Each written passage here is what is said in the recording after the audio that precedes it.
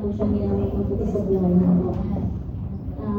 Gusto ko lang po pasalamatan po at purihan po yung Panginoon. Unang-una po sa buhay ko ni Ma'am Tricia kasi siya po yung ginamit po ng Panginoon po na magbahagi po ng salita po ng Panginoon sa amin. Ano po yun? February 16, 2025 po noon. Nakakilala po ako sa Panginoon. Ako pa lang po noon kasi yung asawa ko po sa Russell po. Ayaw po niya. Ayaw niya po yun. Yung ganyan, yung body na siya, mga ganyan-ganyan. Kasi parang, ano na daw po siya, marami na po daw kasi siya church na. Tapos, alam ko na yung mga ganyan-ganyan. Pero gusto ko po kasi, kung mag-church man ako, kasama siya. Kasi siya po yung, father ng pamilya. Siyempre, siya po yung mag-lead sa amin. Kaya, pinag-pray request ko po yun lagi kay Ma'am Tricia. Tapos, pagka sa tuwing po nagba-Bible study po kami noon, kila Kuya Ronel po noon, hindi po ni Ma'am Tricia madatnan po noon si Russell kasi nasa trabaho po.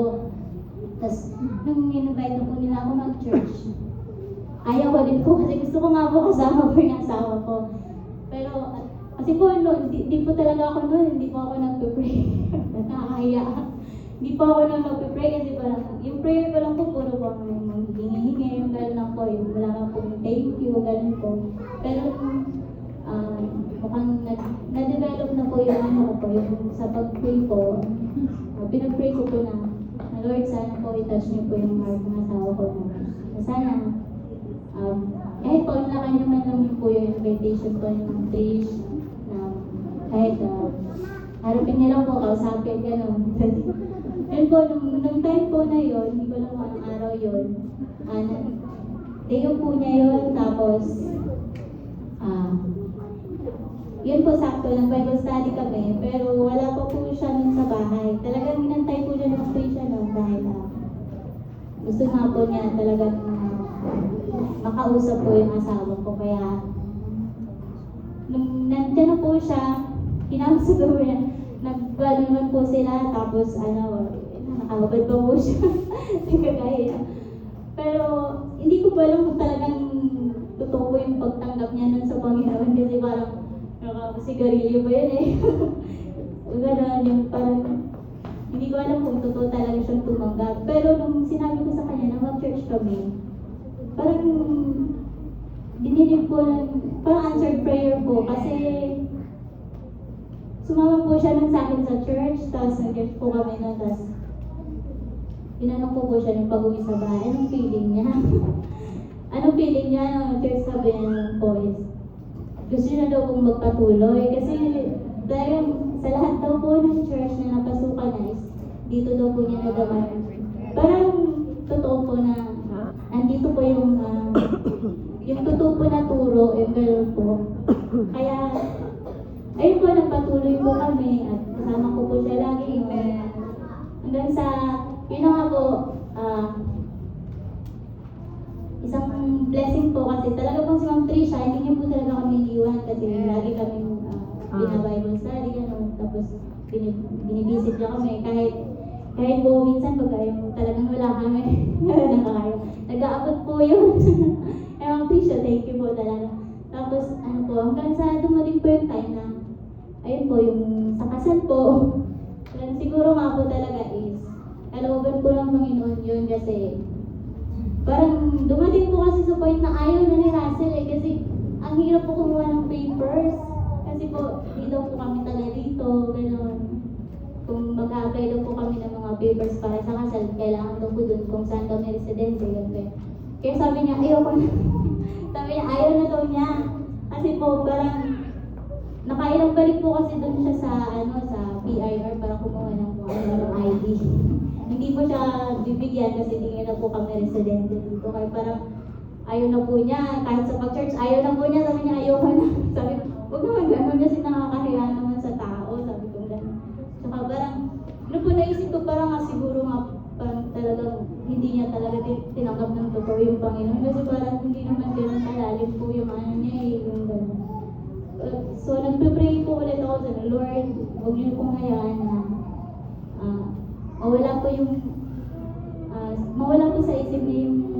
tinanggap ka po niya, Lord, ganun. Kaya, ayun po, patuloy po na pinag-pray po namin sa Ma'am Trisha, ganun. Hanggang sa, ayun po sila, Sister Emily, Brother Bell po, tinutulungan po na kami para makakuha ng mga papers. Matagal na po yung kasal nung last year po, October, pero hindi po ako nakapag-thank you sa inyong lahat. Maraming salamat po pala sa inyong po, church, sa yun po yung sa kasal po natin. Alam ko po kayo nagpagal nun. Thank you po pala doon. Hindi pa po kasi ako nag-testimony talaga. First time ko ito. Tapos, yun na nga po, and nabaptize po kami nung pagkatapos po nung kasal na nun, pagka-Sunday po nun, nabaptize po agad kami. At ayun po, nung pagka-baptize po, sumali na po kami dalawa ni Rasa sa yun po yung sa choir po ministry. Pero ngayon po, kinalulungkot ko po na si Rasa po hindi na po nakakapag-church, hindi na po siya nakakapag-choir, wala na po siya. Talagang wala na po siya dito sa church kasi sa work po niya kasi alas 5 na po ng hapon siya umaalis. Tapos sa umaga naman, nauuwi siya po ng 9 na po. Tapos minsan 10, gano'n po. Kaya late na po talaga. Okay. Yung oras po ng pananambahan natin, 8 a.m. po yun. Kaya minsan po pag Sunday, humabol na lang po siya sa umaga. Pero yung mga prayer meeting po, hindi na po niya nagagawa. Tapos yung sa choir po, hindi na po siya nakakapag-choir. Kaya iba na lang niya po yung asawa ko kasi parang nalalamig na po siya. Ano po yung, kasi pagka nakikita ko po sa kanya na nalalamig siya kasi iba na po yung mga lumalabas sa bibig niya. Pagka po kasi, noon po kasi nung mainit pa siya, okay po siya yung mabait. Mabait siya noon. Pero ngayon parang nag-iiba po yung kasi siguro ako malayo na siya, wala na Panginoon, parang wala na siyang Panginoon eh. Kaya isala niyo po sa prayer niyo po kasi mahirap po na mawala siya kasi siya po yung naglilid sa amin eh. Paano po niya palilid yung pamilya po namin ng may pananampalataya kung mismo sa sarili niya po, hindi po siya palagi niya pong inaaway yung anak ko. Danica po. Opo. Hindi po sila magkasundo eh.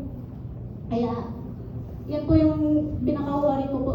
Eh, nasa gitna lang po kasi ako eh. Hindi ko lang pwede ipakita sa bata na doon ako sa asawa ko pong mga kampeti. Hindi na lang po pwede na yung parang nakakampyan ko. Baka lalaki din naman yung ulo. Kaya, nakahati ko yung hindi ko alam po. Pero lagi po yung pinagpe-pray ko kasi gusto ko po maayos po yung ano po nila, yung relation po nila kasi hindi sa di ko lang alam, hindi niya po yung anak si Janica po, hindi po kay Russell po. Kaya hindi po sila nung una naman nung mabait po siya sa anak ko, pero ngayon yun nga po dahil siguro po malayo na siya sa Panginoon, kaya po siya nagkakaganyan.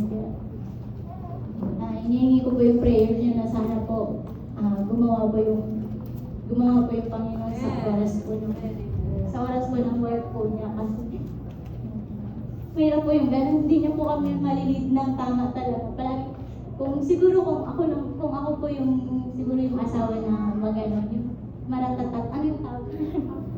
Yung magungaan. Siguro lagi po kami nagkaaway.